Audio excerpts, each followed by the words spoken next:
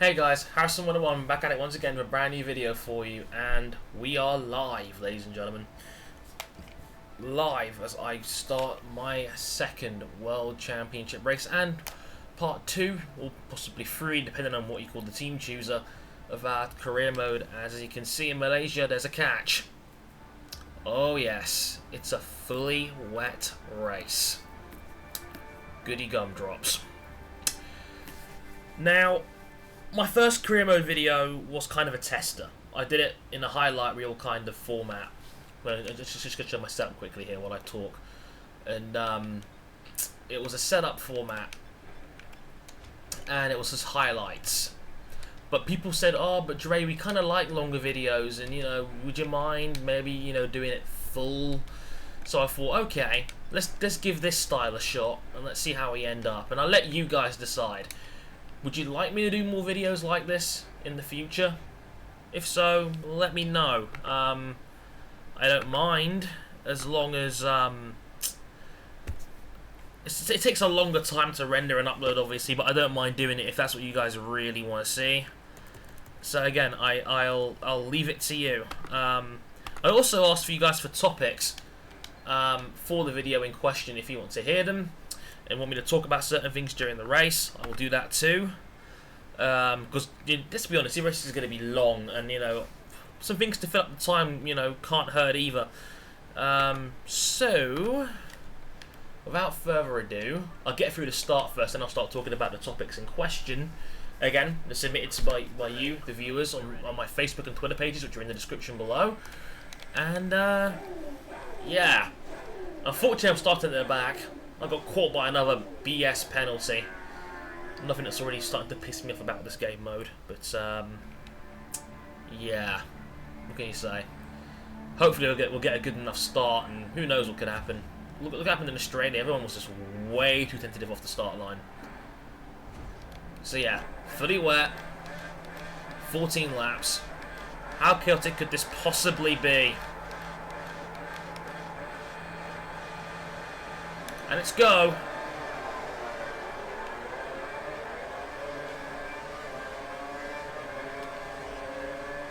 Rich engine mix. Can barely see anything. It's just lights. Pick out your braking point, and whoa!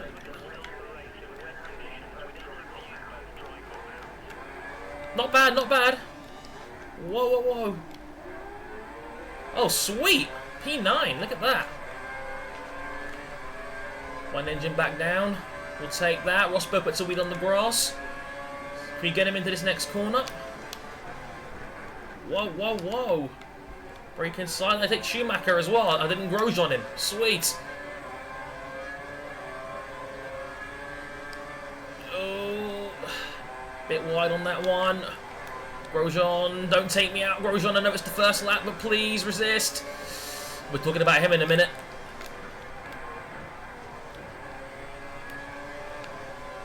Okay, we'll take that. God, it's hard to see out here. On the brakes again. Oh, oh. I almost spun it there. You got to be careful on the heavy braking, and it's full wet. It can be a little bit chaotic.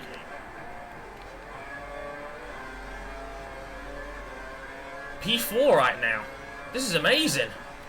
This is on Legend difficulty, by the way. Legend AI. Don't think I've suddenly wound it down because I had a horrible race in Australia. I know it's easy to think that, but genuinely I didn't. And Fernando Alonso is all over my chuff. No, Fernando! No!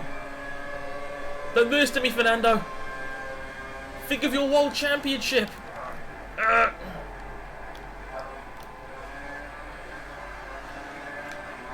Oh, Alonso buried it and he's now on P6. Best opening lap ever. Okay, a couple of topics. Ryan Littlemore from Facebook wanted to ask, Dre, we'll talk about the Massa and Ferrari situation and the Hamilton Button on Twitter situation. By the way, guys, before I say anything on this, if you want to check out my blogs on Formula 1, I do write about it now and again. Just check my Tumblr page, harrison101.tumblr.com, for that too. But in the meantime, the Massa Ferrari situation, up until a couple of months ago, I was like totally convinced that that Massa would be leaving that team and Ferrari would let him go because he's just been disappointing. But to give the man his props, he's found some form. A couple of fourth places, he did a really good job salvaging some points at I think it was Singapore, was it?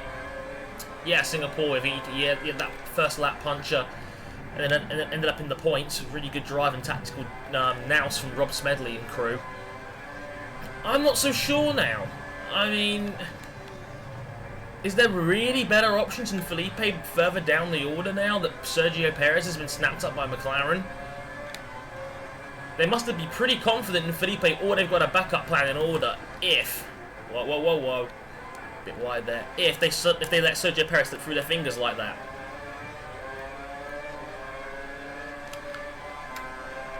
Alonso again.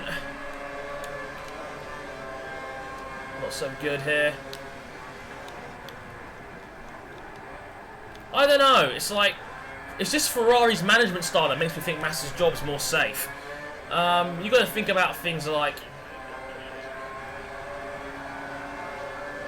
you know, for example, they have Ferrari for the last like 10-15 years have had a clear number one and a clear number two.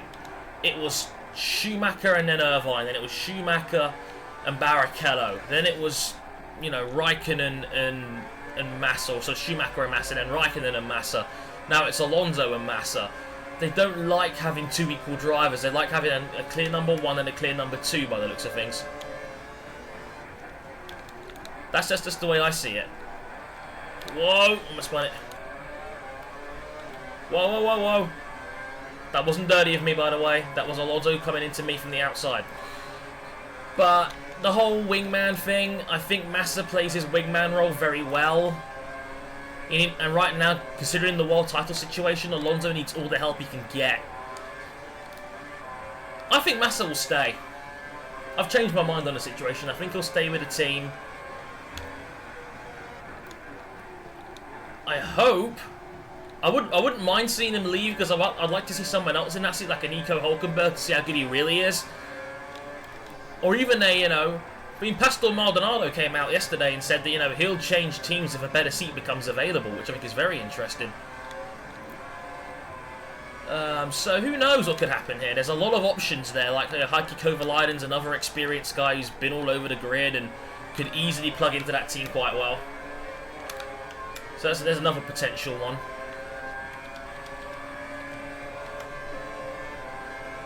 Oh, Webber's got me down the inside here. No.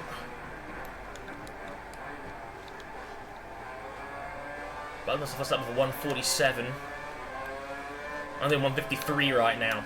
I think I'm fair in saying I'm holding a fair few people up. But I really don't care. And because tyre scaling is only 50% of what it is, thanks Niels for correcting me on that one in my last video, apparently. If the race distance is 50% or lower, they do double tyre scaling. But it still means the tyres are going to go on for a really long time. I don't think I have to pit again, so as long as I don't make any mistakes, I should be okay. Right? Yeah, because I'll never make any mistakes in the next, what, 11 laps? Right. The Jenson Button Twitter situation. Now, Hamilton tweeted the other day that he noticed that Jenson Button unfollowed him and he kind of called him out for it, saying, I thought we were teammates and respected each other. The truth was that Jenson Button never followed Lewis Hamilton in the first place. So Hamilton looked pretty darn stupid again. It just came across like a very bitchy thing to say. Also, I think I heard the rumours that apparently Hamilton said to Perez, I know how fast your car will be next season. It just comes across like he's trying to create some kind of media storm before he leaves the team. Is that a crazy thing to say? The thing is, I know I'm going to get it in the neck from Hamilton fans because I've had a lot of abuse from Hamilton fans over the last couple of days. Do you remember that Grosjean video I made about Spa? That special one? Talking about, you know, was it a fair move and, you know, analysing the crash and things like that. That video got nearly 90,000 views. A lot of people had a lot of negative things to say to me in that video, you know, saying that, you know, I was defending Grosjean and it was all totally 100% his fault. And I was trying to be objective, and I had a couple of small Hamilton jokes in there, and people blew it out of proportion, so I actually disabled the comments on that video. It was, sad. I never want it, I don't want to be taken that seriously. And I think the smart people knew I was joking, and I didn't mean it in a distasteful way. I'll admit, I'm not a Hamilton fan, and I've never claimed to be one. I think the guy was born with a silver spoon in his mouth. That's just me, you know, and I never liked the guy. That's just my personal opinion. I don't let that affect my videos unless it's trying to be funny or anything like that. It's not like I'm trying to be KSI now and just come up with sex and rape jokes every 2 minutes. But at the same time, you know, fair enough. If people took offence to that and people were like, oh my god, he said this, this and this. You know, people get pissed off easily. It's the internet, you know, you can be angry and, you know, not really suffer any major consequences. Which is kind of unfortunate, but that's just the way YouTube is, I suppose. I just didn't feel the abuse I was getting was warranted. But, yeah, I've kind of gone off topic a little bit there. But I think it's a silly situation. I think Lewis Hamilton's just trying to, you know, spin up a few, you know, media ways before he leaves McLaren. I think it's a little bit of a bitchy thing to do, because there's no need to make that public. If he really had a problem with Jensen, why not call him? You know, why not call him, text him? Just don't do it for your whole Twitter audience to see. I think that's quite silly. And just immature, you know. It seems like a really childish thing to do. It's the kind of thing you'd see at you know, like a children's playground. You know, like CM Punk hitting that fan on WWE Raw the other night. You know, just childish shit. Zach asked the title race situation. Is it a two-horse race now after what happened in Japan? Well, for those who didn't know what happened in Japan, Sebastian Vettel had a Grand Slam weekend. Pole, fastest lap, race win, leading every lap.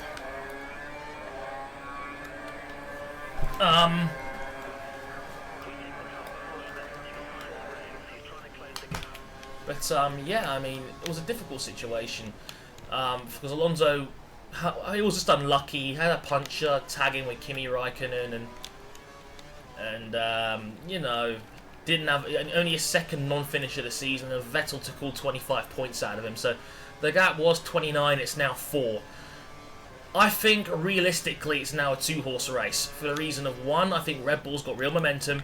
I think they found some of their pace again from last year. Adrian Newey is a genius behind the scenes as an engineer for that team.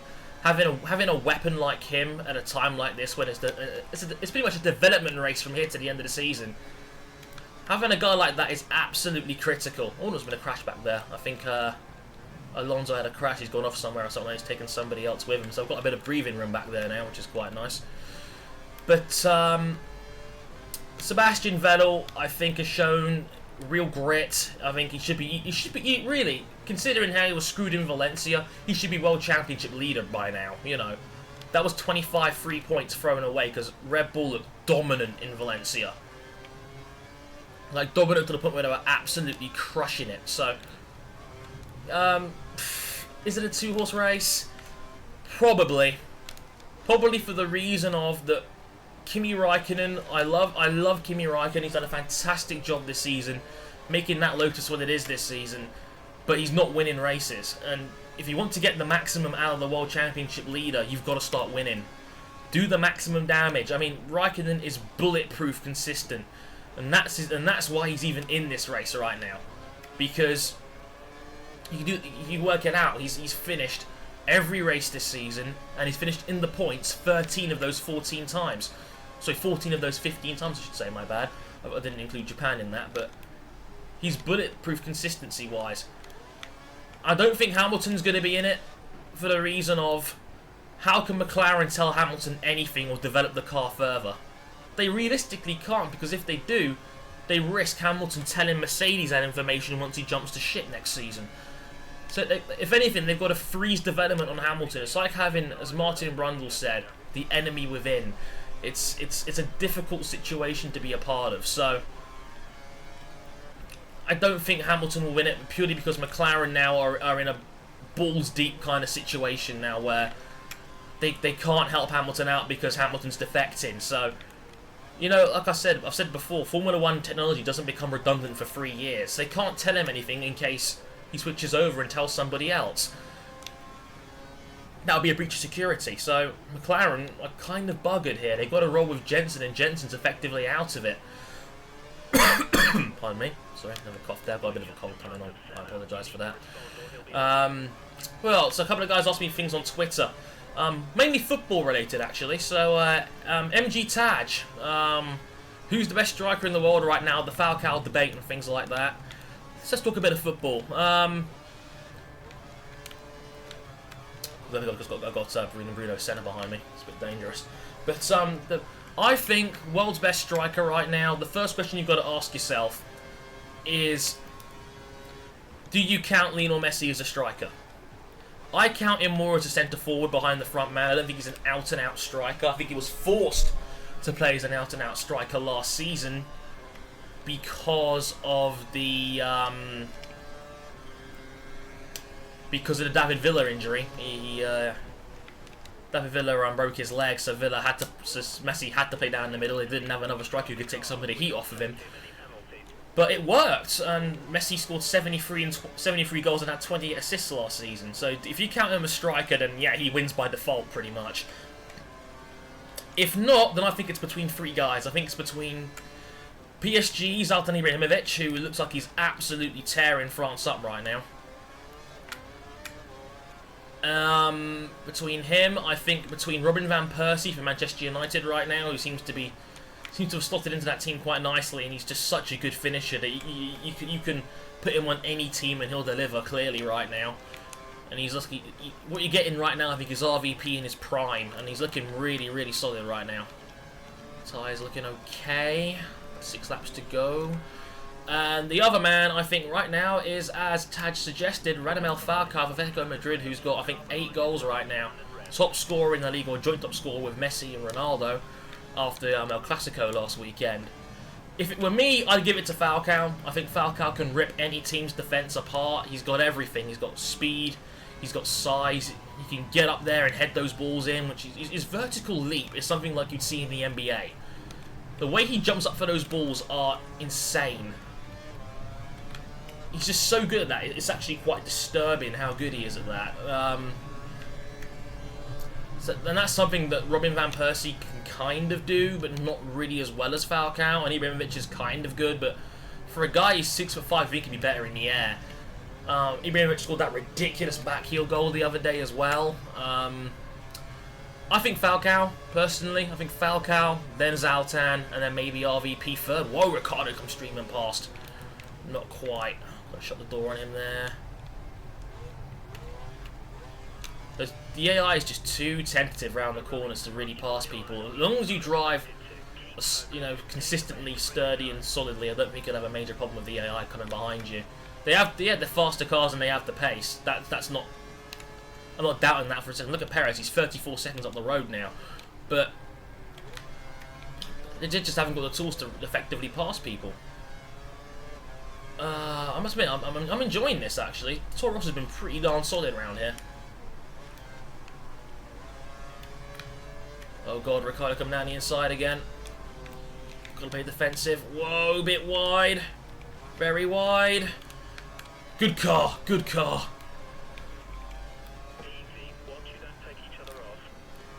One minute, just got to concentrate and get back in my... I kind of lost my concentration there for a minute.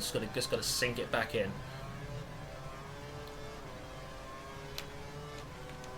140...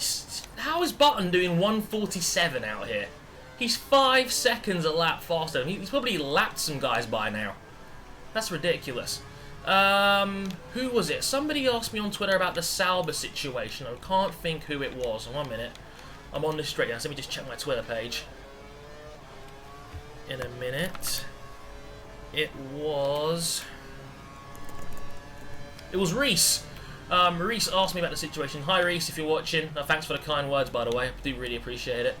Asking about the Sauber situation, and Sauber looks like they're in a real pickle right now. Also, Alonso's cleared the field, so there's may have been another incident back there. But the Sauber situation, they're in a pickle. They've lost their prized possession in Sergio Perez. He's going to McLaren. And what many people don't realise is that Kamui Kobayashi is a free agent at the end of the season. He's in the last year of his contract at Sauber. So he's now at risk. That could be a real problem. Now, if I'm Sauber, I lock up Kobayashi right now. I think he's a really good talent to have for the future. He's still young, he's still very sharp, he's got very good raw pace, and he's a good race manager as well. I mean, the third place in Japan was the cherry on the top. I mean, I was so happy for Kamui to get his first podium. I think he was superb in that race. What else was I going to say on this one? If they don't lock him up, who will replace him? I don't know. They could make a reach for Felipe Massa, bring him back to his old team. There's always a possibility of that. I don't see it personally, but it's a possibility. You know, one's got to think about it, I suppose. Whoa, a bit of aquaplane in there. Oh, Alonso spun it. That'll buy me some time. Please don't penalty. I found I didn't get a penalty for that, because that in no way was that me. If that was a penalty, I would have just shut the game off and threw it out the window. Wow, there's a gap back there now, thank God. I can relax a little bit more. But, yeah, the Sauber situation. Heikki Kovalainen, again, is always a possibility. I think Kovalainen's done enough to warrant a better seat. Caterham's, like... Caterham's is a team that's knocking on the door of points but just can't get over the hump. I think they're the best of the bottom three, but I think that team is not good enough for a guy of Heikki's ability. That's just my humble opinion. So who else could they bring in? I'm not sure. Maybe Petrov, who's had that kind of draft. Or maybe Bruno Senna is always a possibility. I don't think he's good enough to warrant another shot of a slightly big team. I think Bruno Senna goes backwards this year, if anything. They could try someone in GP2. Honestly, I don't watch enough of GP2 for me to realistically talk about it. I really need to make a habit of that next year, to watch more GP2. I know Max Chilton's going to Mauritius, which is a good move. It's just great to see more British guys in the field, which is always nice to see. But I don't know. I don't watch enough GP2 to realistically comment on it. Sorry, but there's options there. You know, I mean, who knows? There was one more major question. I think it was from Mickey. Mickey from Twitter. Hi, Mickey. Thanks for the support. You've been watching me for such a long time now. You're an awesome guy. Thank you for the question. He was talking to me about how about transfer and salary caps in football. Now, as a big American football fan, the NFL fan, I'm a big Patriots fan. Just so you know, just wanted to get that out there. We were robbed by Eli Manning last year. Rain Man bastard.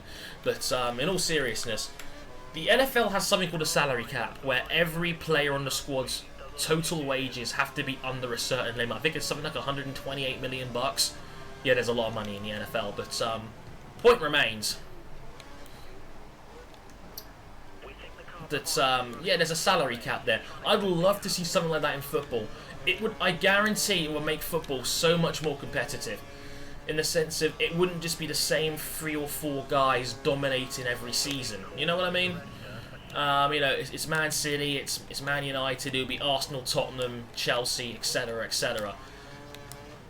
It would be a much better sense of competitive balance if everybody was given a set amount of money. Say, okay, you can go sign this, and this guy, but there's a limit on how much you can spend. There's a limit on your wages. That would make the league a lot more balanced, and I guarantee it'll be a lot more exciting. Because in the NFL, the phrase "any given Sunday" really does apply, in the sense of that any team can beat any other team on their day if they play well enough, because the teams are quite well balanced. Every team has got star players, team, you know, that they can make a difference. And seriously, some of the players' wages in football are ridiculous. I mean, look at Yaya Toure, 250 grand a week. Ronaldo, 250 grand a week. David Silva, 220,000 a week. Wayne Rooney, 200k a week. How's that meant to be fair on the other teams? Also, for some teams in like the Championship, the next league down, that 200 grand would be their entire wage packet for their whole team. So I mean, you know, it just seems like a bit unbalanced to me. So, you know, having that kind of system, I think, would be great. I'd love to see something like that in actual football.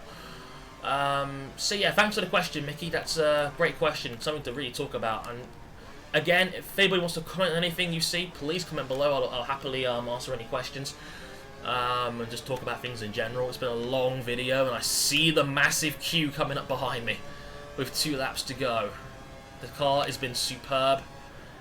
I haven't really thought about the race now. I've just been, you know, dialing it in for like every lap now, just making sure I don't make any major mistakes, which I've been able to do. 5th place for my 2nd race would be absolutely monumental. I would, from the back as well, would be just stunning. Pull the Resta on me again. Not you again, the Resta. Australia was bad enough. Whoa. No, no, no, no, no, no, no, no. No, you don't. Not now. Just be careful when overtaking, otherwise we might... Tyres are pretty badly worn now.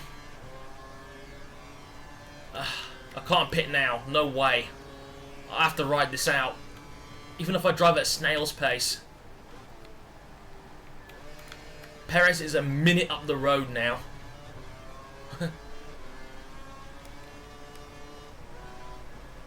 a lap and a half left to survive. 5th place would be outstanding. I would love to come 5th.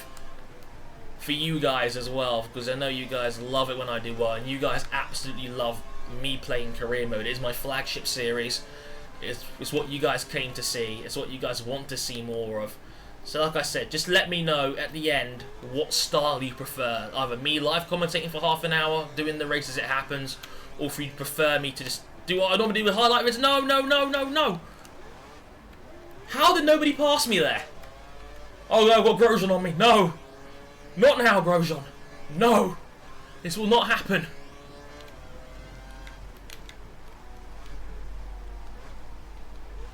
My full wets are begging for mercy. Grosjean had a little bit of an iffy moment there. That's bought me some time. I have 1 lap to cling on here. Again, I have no idea how I didn't even lose a place there. The AI is just too tentative, but it's the final lap coming up any second now. I'll be driving now for just under 25 minutes. And, wow, I can't believe it. I'm talking as if I've already finished the race. I haven't.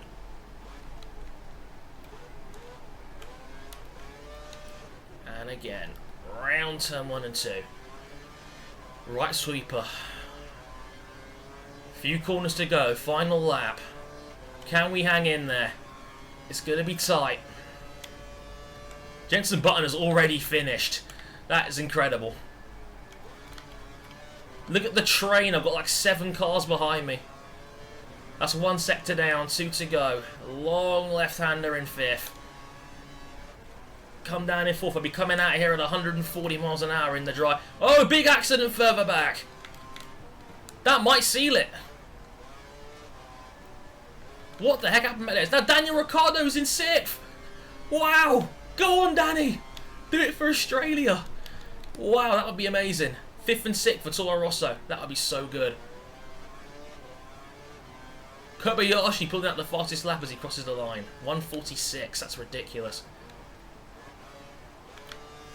It's pretty much smooth sailing from here to the finish now. 3 corners left. I hate this corner. It's so easy to aquaplane and understeer here. Smooth sailing. Last corner coming up. Oh wow, I can't believe it. 5th place. That would be amazing. Oh my god. Come on, car. You've been magnificent today. Thank you, Toro Rosso. You've put together a hell of a boat.